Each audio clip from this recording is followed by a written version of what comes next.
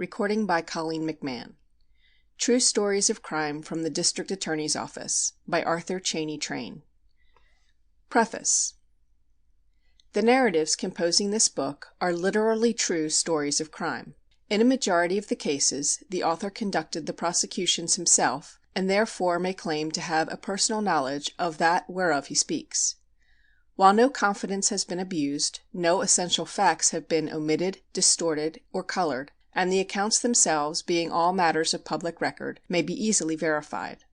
The scenes recorded here are not literature but history, and the characters who figure in them are not puppets of the imagination, but men and women who lived and schemed, laughed, sinned, and suffered, and paid the price when the time came, most of them without flinching. A few of those who read these pages may profit perhaps by their example.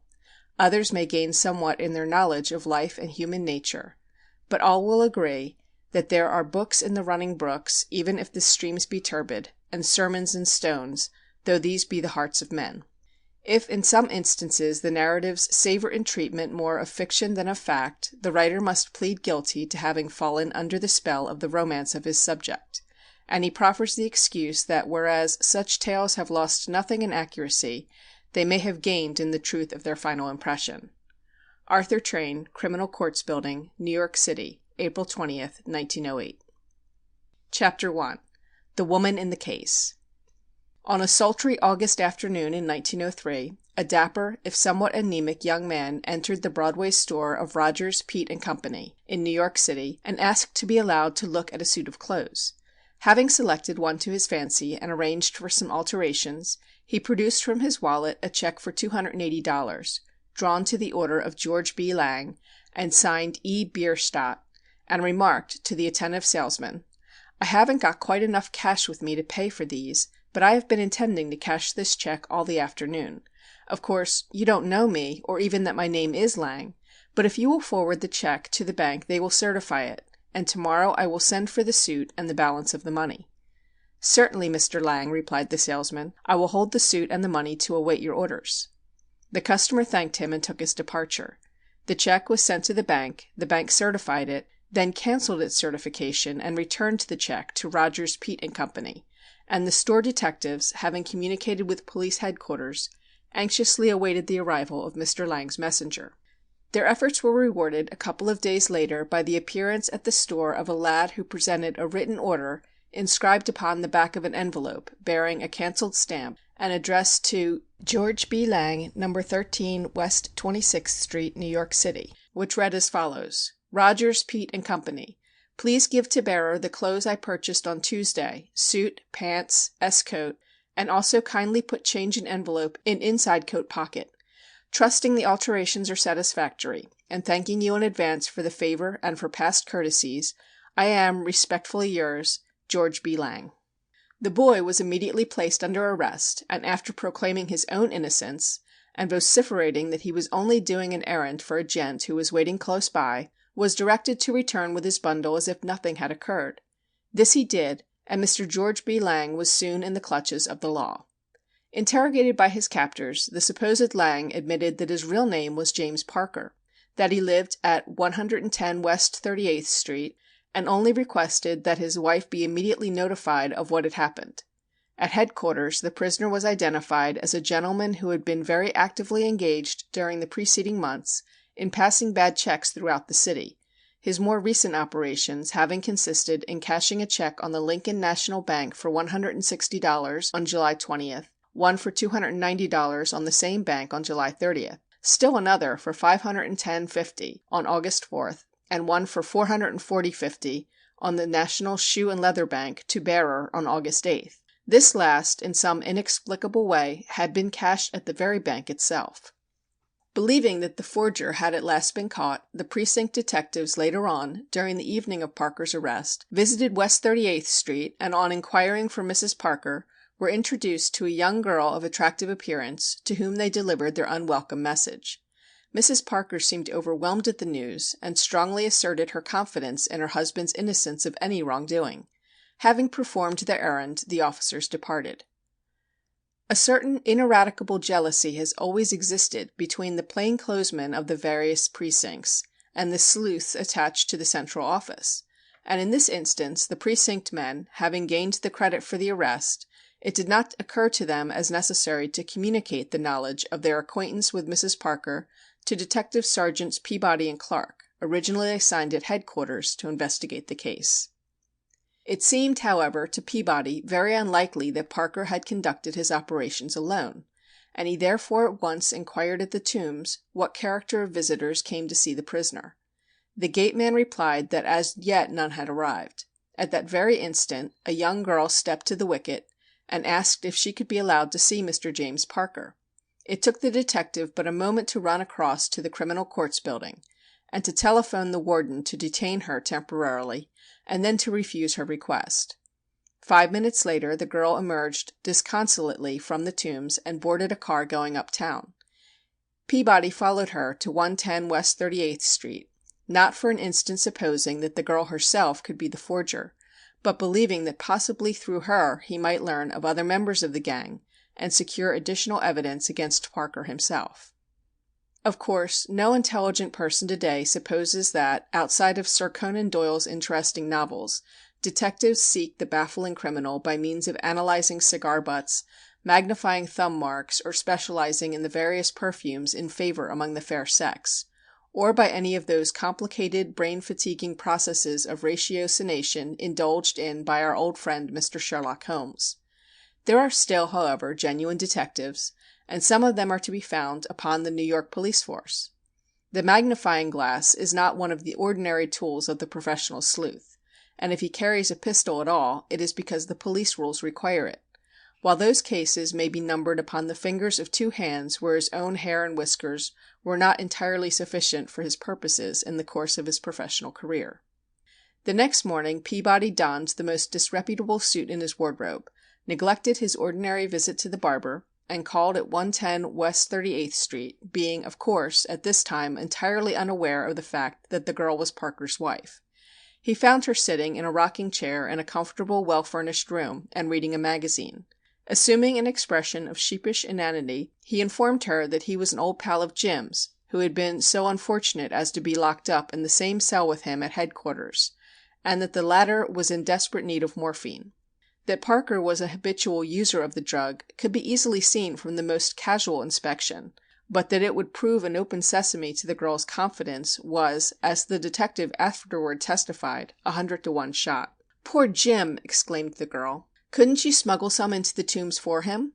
Peabody took the hint. Of course he could. It would be a hard job. Those turnkeys were so suspicious. But he could do it for her if anybody could. He rambled on, telling his experiences with Parker in the past, how he had been in Elmira Reformatory and elsewhere with him, and gaining each moment valuable information from the girl's exclamations, questions, and expression. He soon learned that she was Parker's wife, that they were living in comparative comfort, and that she was an exceedingly clever and well-educated woman. But she said nothing during the conversation which would indicate that she knew anything of her husband's offences or of any persons connected with them. After a few moments the girl slipped on her coat and hat, and the two started down to the Tombs, where, by pre-arrangement with the officials, the detective succeeded in convincing her that he had been able to send into her husband a small hypodermic syringe, commonly called the needles, which she had purchased at a neighboring drugstore. The apparent success of this undertaking put Mrs. Parker in excellent humor, and she invited the supposed crook to breakfast with her at the Broadway Central Hotel. So far, it will be observed, Peabody had accomplished practically nothing. At breakfast the girl inquired of her companion what his particular graft was, to which he replied that he was an expert second-story man, and then proceeded to indulge his imagination in accounts of bold robberies in the brownstone districts, and clever tricks in other cities, which left Mrs. Parker in no doubt but that her companion was an expert gun of long experience. Then he took, as he expressed it, another chance. "Jim wanted me to tell you to put the gang wise," said he. The girl looked at him sharply and contracted her brows. "Gang!" she exclaimed. "What gang?" "Oh, perhaps he meant Dutch and Sweeney." Peabody bit his lip. He had had a close call. "Don't know," he replied. "He didn't say who they were. Just to put them wise." A second time the detective had made a lucky hit, for Mrs. Parker suddenly laid aside all pretense and asked, "Do you want to make a lot of money?" Peabody allowed that he did. "Do you know what they have got Jim for?" asked the girl. "Phony paper, wasn't it?" "Yes," said Mrs. Parker, "but Jim didn't write those checks. I wrote them myself. If you want to go in with me, we can earn enough money to get Jim out, and you can do a good turn for yourself besides." The detective's blood leapt in his veins, but he held himself under control as well as he could, and answered indifferently. "I guess not. I never met a woman that was very good at that sort of game."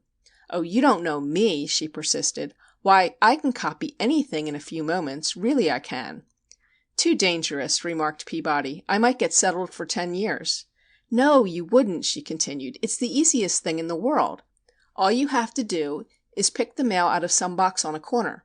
I can show you how, with a copper wire and a little piece of wax, and you are sure to find among the letters somebody's check in payment of a bill. There at once you have the bank and the signature. Then all you have to do is to write a letter to the bank asking for a new checkbook, saying yours is used up, and sign the name that appears on the check. If you can fool the cashier into giving your messenger a checkbook, you can gamble pretty safely on his paying a check signed with the same name. In that way, you see, you can get all the blank checks you need and test the cashier's watchfulness at the same time. It's too easy. The only thing you have to look out for is not to overdraw the account. Still, you find so many checks in the mail that you can usually choose somebody's account that will stand the strain. Do you know, I have made hundreds of checks, and the banks have certified every single one." Peabody laughed good-naturedly. Things were looking up a bit. "What do you think I am, anyhow?" he asked. "I must look like a come-on." "I'm giving it to you straight," she said simply. "After you've made out a good fat check, then you go to a store, buy something, tell them to forward the check to the bank for certification, and that you'll send for the goods and the change the next day. The bank always certifies the check, and you get the money." "Not always," said Peabody with a grin. "No, not always," acquiesced Mrs. Parker. "But Jim and I have been averaging over $100 a day for months." "Good graft, all right," assented the detective. "But how does the one who lays down the check identify himself? For instance, suppose I go into Tiffany's and pick out a diamond, and say I'm Mr. John Smith of 100 West 100th Street, and the floor walker says, 'Sorry, Mr. Smith, but we don't know you.' What then?" "Just flash a few letters on him," said the girl. "Letters and envelopes." "Where do you get them?" asked Peabody. "Just write them, silly, and send them to yourself through the mail." "That's all right," retorted the second-story man. "But how can I mail myself a letter to 100 West 100th Street when I don't live there?" Mrs. Parker smiled in a superior manner. "I'm glad I can put you wise to a new game. I invented it myself. You want letters of identification, in different names and addresses on different days? Very good. Buy a bundle of stamped envelopes and write your own name and address on them in pencil. When they arrive, rub off the pencil address. Then, if you want to be John Smith of 100 West 100th Street, or anybody else, just address the canceled envelope in ink." "Mabel," said Peabody with admiration, "you've got the gray matter all right. You can have me if you can deliver the rest of the goods." "There's still another little frill," she continued, pleased at his compliment, "if you want to do the thing in style.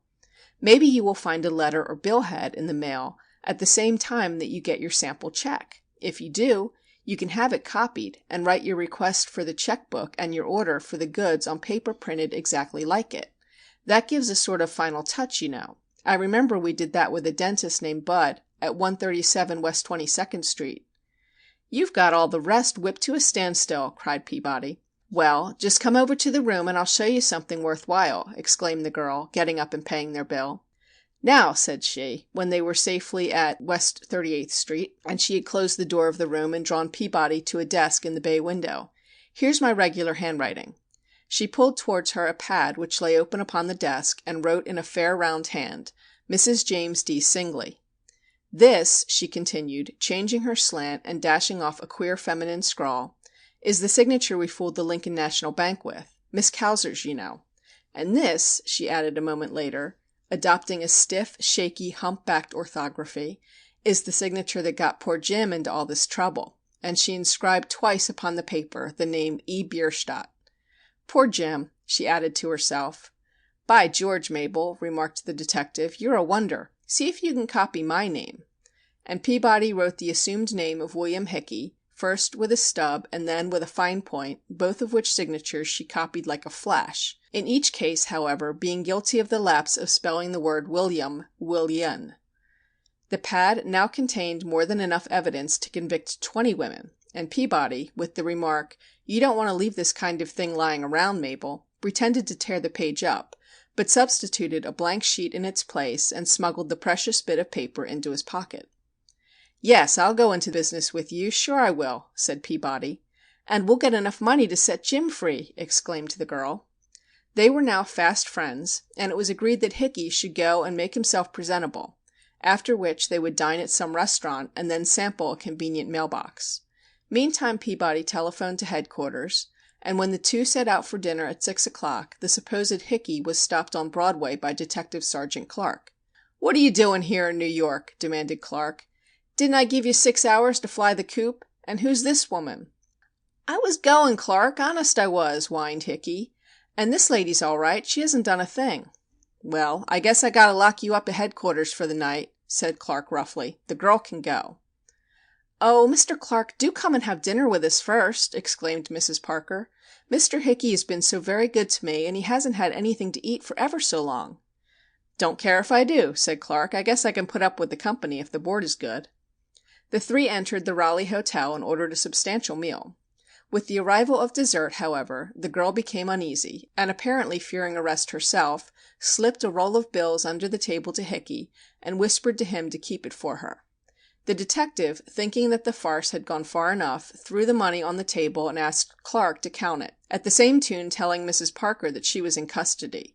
The girl turned white, uttered a little scream, and then, regaining her self-possession, remarked as nonchalantly as you please, "Well, clever as you think you are, you've destroyed the only evidence against me, my handwriting."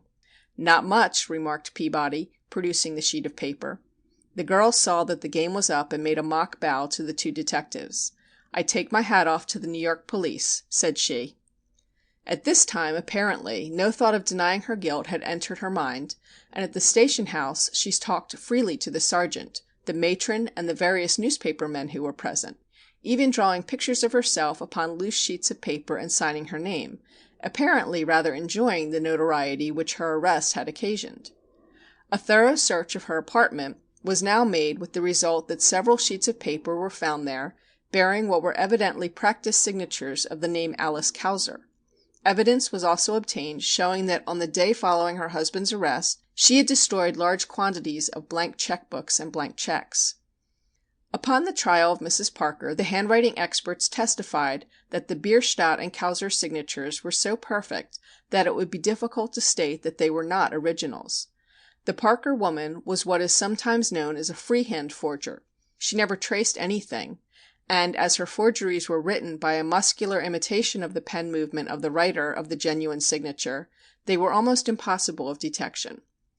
When Albert T. Patrick forged the signature of old Mr. Rice to the spurious will of 1900 and to the checks for $25,000, $65,000, and $135,000 upon Swenson's Bank and the Fifth Avenue Trust Company, the forgeries were easily detected from the fact that as Patrick had traced them, they were all almost exactly alike and practically could be superimposed one upon another, line for line, dot for dot.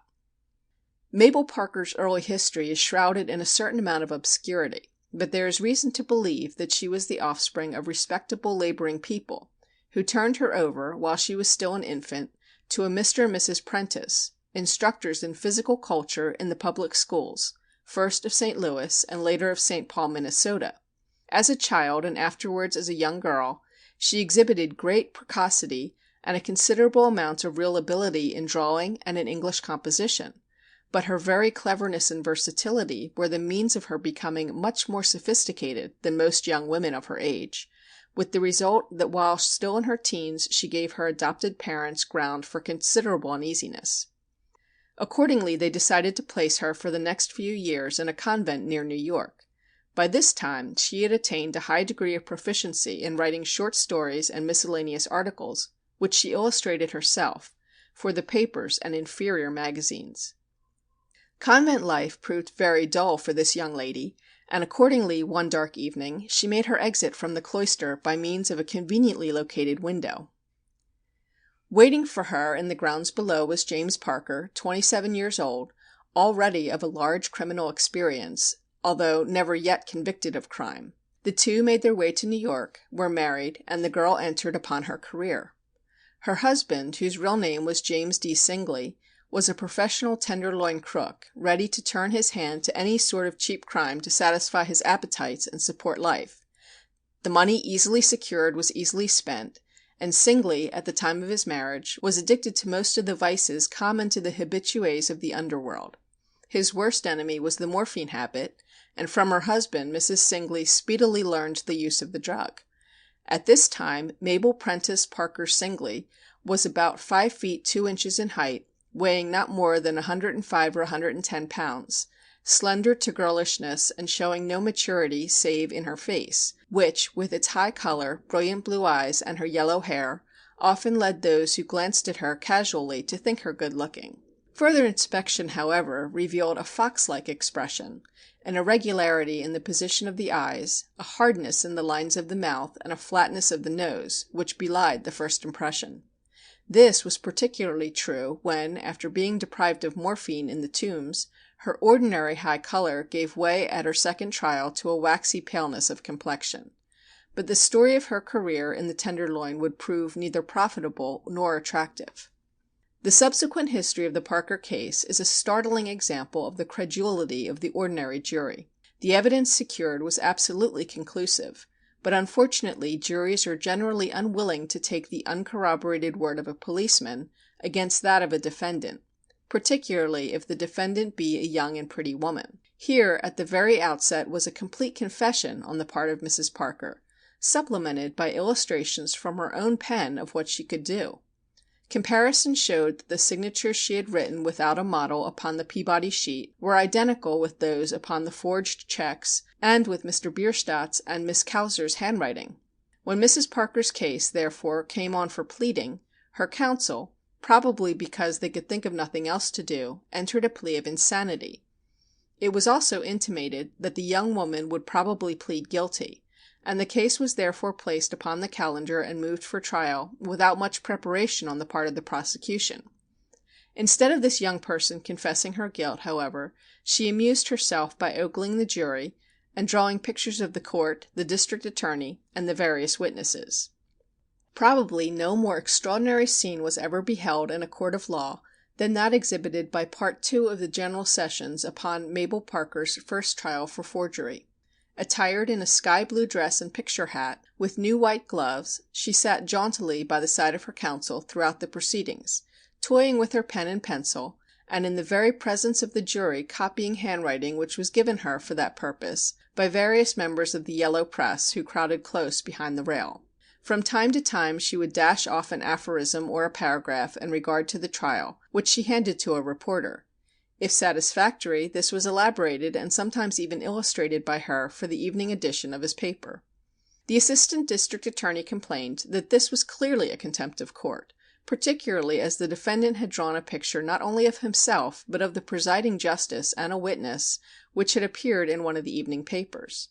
The court, however, did not see that anything could be done about it, and the girl openly continued her literary and artistic recreation. The court itself was not a little amused at the actions of the defendant, and when Detective Peabody was called to the stand, the general hilarity had reached such a pitch that he was unable to give his testimony without smiling. The natural result, therefore, at the first trial was that the detective succeeded in giving the unqualified impression that he was drawing the long bow in a most preposterous fashion. At the conclusion of the people's case, the evidence that Mrs. Parker had forged the checks amounted simply to this: that an officer who was greatly interested in her conviction had sworn to a most astonishing series of facts from which the jury must infer that this exceedingly astute young person had not only been entirely and completely deceived by a detective, but also that at almost their first meeting she had confessed to him in detail the history of her crimes.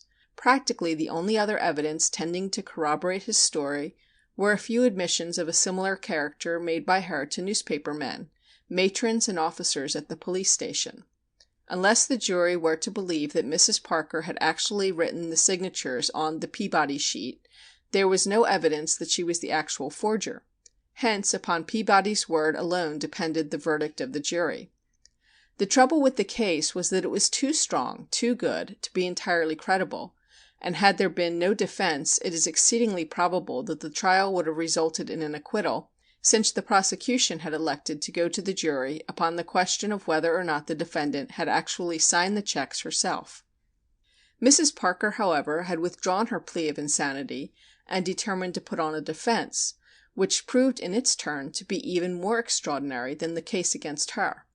This, in brief, was to the effect that she had known Peabody to be a police officer all along, but that it had occurred to her that if she could deceive him into believing that it was she herself who had committed the forgeries, her husband might get off, and that later she might in turn establish her own innocence. She had therefore hastily scratched her name at the top of a sheet already containing her husband's handwriting, and had told Peabody that the signatures had been written by herself. That the sheet had been written in the officer's presence she declared to be a pure invention on his part to secure her conviction. She told her extremely illogical story with a certain winsome naivete which carried an air of semi-probability with it. From her deportment on the stand, one would have taken her for a boarding school miss who, in some inconsequent fashion, had gotten mixed up in a frolic for which no really logical explanation could be given. Then the door in the back of the courtroom opened, and James Parker was led to the bar, where in the presence of the jury he pleaded guilty to the forgery of the very signature for which his wife was standing trial. He was then sworn as a witness, took the stand, and testified that he had written all the forged signatures to the checks, including the signatures upon the Peabody sheet. The district attorney found himself in an embarrassing position. If Parker was the forger, why not challenge him to write the forged signatures upon the witness stand and thus to prove his alleged capacity for so doing? The obvious objection to this was that Parker, in anticipation of this test, had probably been practicing the signature in the Tombs for months. On the other hand, if the district attorney did not challenge him to write the signatures, the defense would argue that he was afraid to do so, and that as Parker had sworn himself to be the forger, it was not incumbent upon the defense to prove it further, that it was a matter for cross-examination. With considerable hesitation, the prosecuting attorney asked Parker to write the Cowser signature, which was the one set forth in the indictment charging the forgery, and after much backing and filling on the part of the witness, who ingeniously complained that he was in a bad nervous condition owing to the lack of morphine, in consequence of which his hand trembled, and he was in no condition to write forgeries, the latter took his pen and managed to make a very fair copy of the Cowser signature from memory, good enough, in fact, to warrant a jury in forming the conclusion that he was in fact the forger. This closed the case. The defense claimed that it was clear that James Parker was the forger, since he had admitted it in open court, pleaded guilty to the indictment, and proved that he had the capacity. The prosecution, upon the other hand, argued that the evidence was conclusive that the defendant herself was the writer of the check. The whole thing boiled down to whether or not the jury was going to believe that Mrs. Parker had written the Peabody sheet in the presence of the detective, when her husband claimed that, with the exception of Mabel's signature, he had done it himself and carelessly left the paper in his desk in the room. The prosecuting attorney was at his wits' end for an argument to meet the fact that Parker had written a sample forgery of the Cowser signature before the very eyes of the jury. He found it at last in an offer on his own part in open court, during his summing up, to write for the jury from memory a better forgery of the Cowser signature than that written by Parker himself, and thus to show how simple a matter it was to learn to do so. He had taken up his pen and was about to give a sample of his handiwork in this respect, when the defendant grasped her counsel's arm and whispered, "For God's sake, don't let him do it." Whereupon the lawyer arose and objected, saying that such evidence was improper, as the case was closed. As might have been expected under the circumstances, considering the blunders of the prosecution and the ingenuous appearance of the defendant, the trial ended in a disagreement, the jury standing 8-4 for acquittal.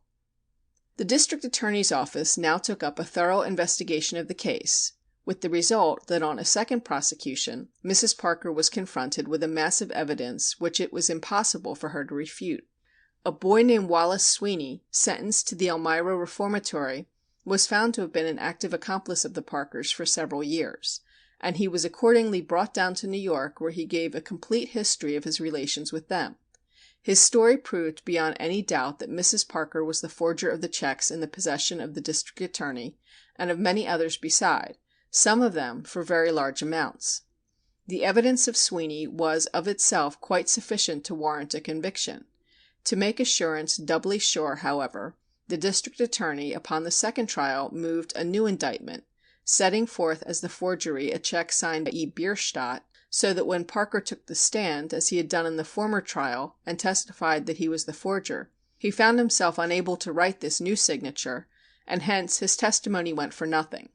But even the testimony of Sweeney was that of an accomplice requiring corroboration, while that of Peabody remained the evidence of a mere policeman, eager to convict the defendant and add another scalp to his official belt. With an extraordinary accumulation of evidence, the case hinged on the veracity of these two men, to which was opposed the denial of the defendant and her husband.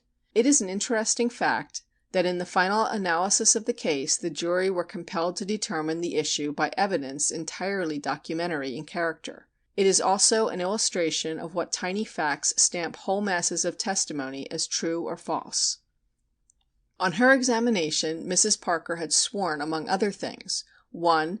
That she had no knowledge of the envelope, the back of which had been used by Parker for the purpose of directing Rogers, Peet & Company to deliver the clothes and money to his messenger, and of course that the words Mr. George B. Lang were not in her handwriting.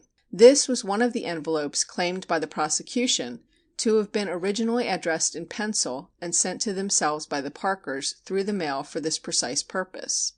2. That she had never seen the Kauser practice sheets, and that the words Alice Kauser repeated hundreds of times thereon were not in her handwriting. For some reason unknown to the district attorney, however, she admitted to having written the words "I am upstairs in the bathroom" upon a similar sheet, but claimed that at the time this was done the reverse of the paper was entirely blank. Microscopic examination showed that among the words Alice and Kauser on the practice sheets someone had written a capital M. One of the legs of the M crossed and was superimposed upon a letter in the word Alice. Hence, whoever wrote the M knew what was on the practice sheet. An enlargement of this M and a comparison of it with the M in the defendant's signature to her formal examination in the police court, with the M in Mr. in the address on the envelope, and with that in the Mrs. on the Peabody sheet, rendered it obvious that they were all written by one and the same hand. Therefore, it was clear that the defendant was familiar with the contents of the practice sheets, even if she had not written them herself, and had not told the truth in this regard. Moreover, it was fairly easy to see that the same hand that had written the words "I am upstairs in the bathroom" upon the second practice sheet had, at the same time and with the same pen, written the rest of the sheet. This was clearly perceptible on examining the E's and A's. A comparison of the address, Mr. George B. Lang, with the name Mrs. James D. Singley also shows clearly that one and the same person wrote them both. And to the accuracy of all these self-evident propositions a leading handwriting expert in New York added his unqualified opinion. Thus, but for a little carelessness in failing to destroy odd scraps of paper, and to disguise her penmanship, which it seemed to her quite unnecessary to do, as in the address of the Lang envelope, Mrs. Parker might well have gone free after all. It is impossible to describe all the varied dramatic features of this interesting case. No one who is present is likely to forget the impression made by the defendant at her second trial, when, in defiance of overwhelming proof, she still struggled to vindicate herself. Her counsel contended throughout the trial that she was a hitherto innocent young woman, led astray and started upon a criminal career by a rascally husband, whom she still loved devotedly, and for whose sake she had prepared to confess herself a criminal. That James Parker introduced his wife to a life of crime there can be no doubt, but that she had a natural predilection for it must be equally obvious. It is probably true that Mabel Parker's affection for her convict husband was unfeigned and deep. The natural repugnance of the American jury for convicting a woman was shown when, in spite of the overwhelming proof upon the Parker woman's second trial, the jury remained out 8 hours, and then found her guilty of uttering only, with a strong recommendation for mercy. She was sentenced to the Bedford Reformatory. End of Chapter 1.